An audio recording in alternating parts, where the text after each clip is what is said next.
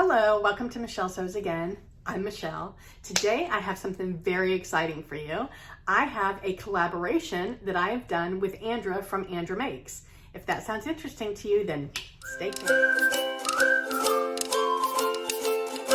Okay, so if you don't already know ANDRA, then please go and check her out. I'm going to link her channel below. I'm sure you already know who she is. She is a wonderful sewing YouTuber, and she also has an Instagram account, but she is just adorable. She's super sweet. She makes beautiful garments, and she's just really helpful. She really strives for her YouTube channel to be educational, and she shares a ton of makes and reviews, and she does vintage patterns. She has a monthly series, does she call it the vlog life? I forget what she calls it, but she interviews another sewing YouTuber every month. And that's really interesting to get to know some of the other sewing YouTubers in a way that you don't get to know them through watching them on their channel. And in her monthly plans videos, she always has a viewer's choice option, which I think is a lot of fun as well. So go and check her out if you don't already know who she is. But anyway, if you watched my 2022 plans video, then you know that my goal was to have one collaboration every month. And the reason that I did that is because when I did my Vlogmas series, I realized that out of my top favorite makes over the last year and a half, a lot of them came from collaborations that I had with other sewing YouTubers. And I think the reason for that is because it's a commitment that I've made to somebody else. So I persevere on things that I might have given up on or thrown to the wayside. And it pushes me outside of my comfort zone sometimes.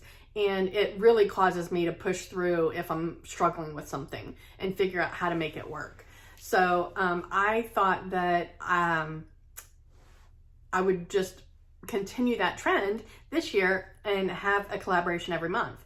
So I love ANDRA. I love watching her, and we've become good virtual friends through YouTube and Instagram. And so I naturally thought of reaching out to her for a collaboration. She does a lot of big four patterns. She does indie patterns as well, but most of hers seem to be big four. And I do mostly indie patterns. I've done a couple of big four, but they don't tend to make patterns that fit me, so I don't use them a lot. I would, but I don't. I would if they made patterns that fit me, but they don't, so I don't. Anyway, so the idea behind our collaboration is that we were going to take a inspiration photo and each interpret it our own way. She would use big four patterns for her interpretation, and I would use indie patterns for my interpretation. So ANDRA went through my sewing inspiration board on Pinterest. I will link that. It's actually, I always have my Pinterest account linked in the description box, so go and check that out if you're interested. But she found this one outfit that I have been wanting to make for so long. So I was super excited when she chose this one. And here's the inspiration picture. It is a rainbow stripe crop top and kind of paper bag-ish pants. It's from the designer Mara Hoffman, who I had never heard of until I found this image. And what's so fascinating is when I started doing some searches for the image online to find out who the designer was and everything. This is from a collection that's a few years old, so it's a discontinued collection, but there was a little boutique shop in Pennsylvania that had the pants on their website, and they're on sale for $192. The original retail price of the pants was $295. Can you believe that? Anyway, so sewing definitely can save you money. It doesn't always, but in this instance, if you wanted that Mara Hoffman outfit, you're better off making it yourself. So that was the idea behind the collaboration. And as you can see, it's a faux jumpsuit. I mean, it can be called a faux jumpsuit. It's an outfit. It's a matching set. And I have a faux jumpsuit on my Make 9. Theoretically, I was making a faux jumpsuit with my collaboration with Jen last month. And unfortunately, my top and bottom were just too much to wear together. So although I like the top and I like the bottoms, I'm never going to wear them together. So I didn't feel like I could check that off my Make 9 list because I'll wear them both separately, but not as an outfit. So is this my opportunity to check the faux jumpsuit off my Make 9? Stay tuned till the end to find out. All right, so I had 2 patterns in my stash that fit this outfit, to me, perfectly. Not perfectly, but for me, it's perfect. So the top that I have in my stash actually does fit the design of the photo like perfectly. It's the Cielo top from Closet Core Patterns. And if you looked at the inspiration photo, I'm sure the first thing you thought of was the Cielo top or Cello top, I don't know how to pronounce it, from Closet Core Patterns. So I already had this pattern, so that was perfect. And for the pants, I knew that for the top, I was going to lengthen it because I don't wear crop or semi-crop or however they have it described. So I knew I would lengthen the top. So I didn't feel the need to do like the paper bag waist or the self-belted waist. So I had the poppy pants from Sinclair Patterns in my stash. I'd already made it a couple of times, so I knew what adjustments I needed to make them fit. So I decided to go with the poppy pants from Sinclair Patterns. So the interesting thing is that I was most inspired by this outfit. I was most inspired by the print that was used for the outfit. I absolutely loved the fabric. So I splurged a little bit and I used almost all of my February monthly budget to buy fabric to make this outfit. And you'll understand at the end. All right, so because I spent a lot of money on my fabric, I needed to make toiles so that when I cut into my real fabric, I knew that I was gonna have something that fit. As you know, if you watch me, I don't make a lot of toiles. I don't make a lot of muslins. It's not typically something that I do. I do believe I will get more into it as I am trying better to improve the fit of my garments. So I do see more muslin toiling in my future. But this was my first like real adventure in it. All right, so let's start with the top, the Cielo top by Closet Core. My first toile, well, first let me talk about the top if you're not already aware of it. So it comes in sizes 0 to 20 or 14 to 32. I obviously bought the second size range. There are several different views. There's one top length, so they call that semi-cropped. There is a dress option, and there are 2 different dress bodice options. One has inseam pockets and the other one is just a shift. And then there's 2 different sleeve options. There's a cuffed short sleeve and then a fuller sleeve, and you can mix and match those sleeves with either the top or the dress. What I think is really interesting that sets it apart from other basic tops or shift dresses is in the back, there are 2 angled yoke pieces on the shoulder. And I think that is an interesting detail that kind of sets it apart a little bit. I went with view A, which is the crop top with the short cuffed sleeve. I did lengthen the bodice. Originally, I lengthened it by 7 inches after I had measured the pattern piece from the neckline down to where I typically like my shirts to hit. After I made the toile and I hadn't hemmed it yet, I pulled the hem up to where I would have hemmed it, and it felt a little bit long even for me. So I pulled it up a little bit shorter and thought, yeah, that's where it is. So at the end, instead of the 7 inches of added length, I added 4.5 inches. And that's the only modification that I made to my first toile. Here's an image. I'm going to do a little twirl here. This is where I'm wearing my first toile of the top and the pants. I made these at different times. I know these don't go together. Even I wouldn't put these fabrics together, but I made the pants last year and it was an unintentional toile because I didn't know that I would ever make them again. I knew when I made them, they were too big. Yeah, so I put them together just so you could see my 2 first toiles of both the top and the bottom. But for the top, I feel like it fit pretty well. I really did not like the placement of the bust darts. They have the bust darts coming out of the armhole, arm side, whatever you want to call it. That was just weird to me. And I didn't like the way it looked. So I will still wear that top because it's not egregious in that fabric. It's not real noticeable anyway. And I think the top fits me fine. So I'll wear that top a lot. So that wasn't a waste of fabric at all. And it helped me learn that I don't like an armhole bust dart. So I went on the search for how to move a bust dart from an armhole to the side seam. I have the Cashmerette Jenny book, Ahead of the Curve. So I went through there to see, and she tells you how to move a bust dart along the side seam and how to change the angle of it, but she doesn't tell you how to move it from the armhole to the side seam. So I went on YouTube and did a search, and thankfully Karina from Lifting Pins and Needles had a tutorial on that exact issue. I'm pretty sure she was inspired by the Cielo top because I think she used that as an example. But that was very helpful. So I used that tutorial to move the bust dart on my pattern piece. So originally, you can see here, the bust dart is in the armhole. And I was like, well, if I move it from here to here, what do I do with this? I didn't understand what to do with that. So she helped walk me through that, and it was super easy. And so now my bust dart is here.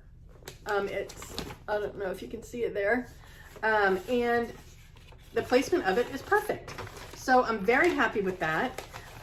So I made my second toile out of this cute purple, lilac, unicorn, and rainbow fabric. It's so cute. I bought it at Joann's last summer with the intention of using it to make some pajamas.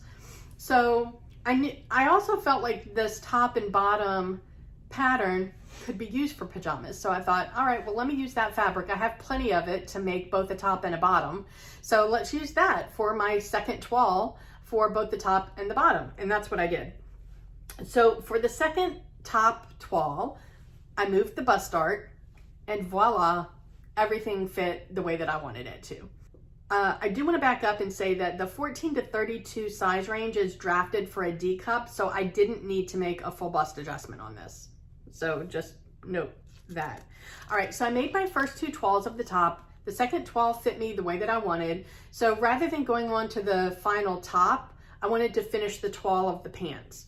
So as you can see in this twirl, again, this is my first toile of my top and my first bottom. I made these bottoms last year with some ice-dyed fabric that I made, and they were just too big. So when I was ready to make them again, I actually used this pattern for my collaboration with Jen last month, and I forgot to make any adjustments. And I didn't toile anything for that one, and I regret it. I wish that I had toiled that outfit before I finished it, because I would have been much happier with the outcome. So now I'm considering that collaboration a toile for the top. But the bottoms, I just need to fix the fit. So I'm saying that first ice dye pair of pants is my toile, and they're too big. So I knew I needed to size down, but I also thought that I needed to taper the legs. Well, I had taken an FBA class, online class from Jenny at Cashmerette last year. And the one thing that I remember her saying is that as you're making adjustments, just do one at a time. See how that fits, because then your second adjustment is going to be different than it would have been had you not made the first adjustment. So I sized down in the pants first before tapering the legs, and voila, I didn't need to taper the legs. I like the way that the pants fit just by sizing down. So these poppy pants, the Sinclair patterns, actually, I'm gonna link here. I did a review on the poppy pants last year when I made them the first time, so I'm not gonna get too far into details here, but they come in different heights. So you've got petite, regular, and tall. And each of those has a different rise and a different inseam. So obviously I'm 5'1". I have the petite length for the pants, and the rise actually fit me. I didn't need to make any adjustments to the rise, and I made the capri length. And I'm really happy with the way that so I sized down from a 24, which is the size that I made based on my body measurements, based on the chart. It's too big. So I sized down to the 22, and they fit just right. So I'm really happy with that fit. So here is my full outfit again of both my second toiles in the top and the bottom. And I'm gonna wear these as pajamas. You can see here I have them styled with my unicorn slippers that I wear every day while I'm working. And nobody knows it but me. And so yeah, I will wear those as pajamas. I will not wear that outfit out in public. Nobody needs to see a 55-year-old woman walking around in unicorns and rainbows. I'm not doing it. Anyway, so I like the way that that whole outfit worked. So I was super stoked with that. I finished those pants on Friday afternoon. And so Saturday, my goal was to spend the whole day sewing my final outfit.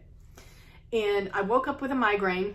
So I stayed in bed for a while until it went away.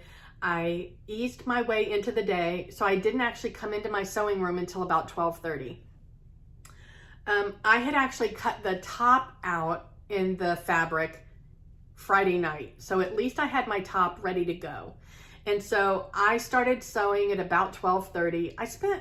I didn't time it. I should have. I spent somewhere between 2 to 2.5 hours on the top.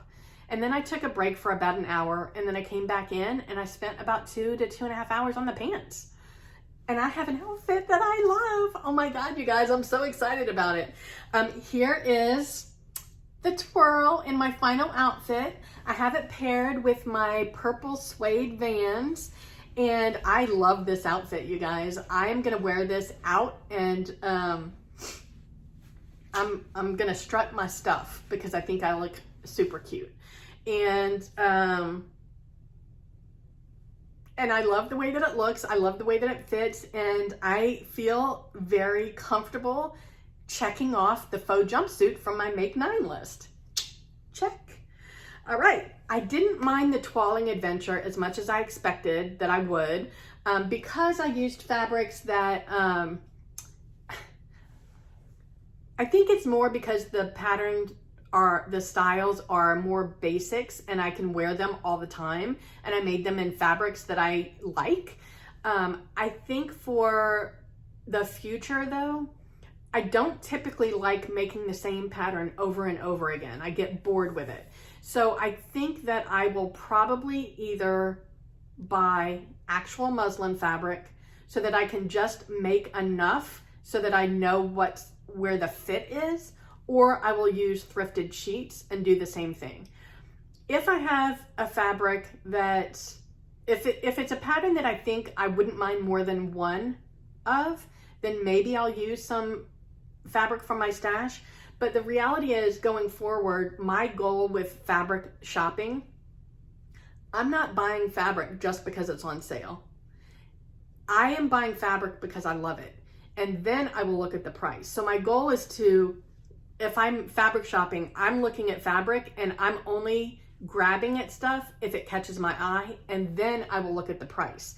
If the price is too high, then I'll put it back and wait for it to go on sale. But I'm not looking at sale stuff and then justifying that, oh, I guess that's cute, the price is really good. I'm not doing that anymore because I end up with stuff that I never use. So the fabric has to excite me before I even look at the price. That's my rule. So I think having muslin and thrifted sheets on hand will help me with the muslin process, because I do still think it was definitely worth it. And I do think that I will do it going forward, not for everything, but I think for a lot of things, I will probably do muslins more often. So I am super excited to see how ANDRA interpreted this outfit.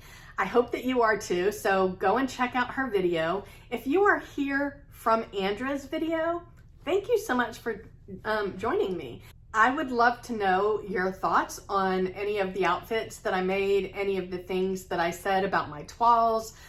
What do you think about my final outfit? I know it's probably too much for most of you, but it's not too much for me. I'd love to hear your thoughts. If you liked this collaboration video, here's my playlist of other collaborations that I've done. Maybe you'll be interested in checking that out. Wherever you are, I hope the weather's amazing. I hope you're able to get some sewing in, and I will see you next time.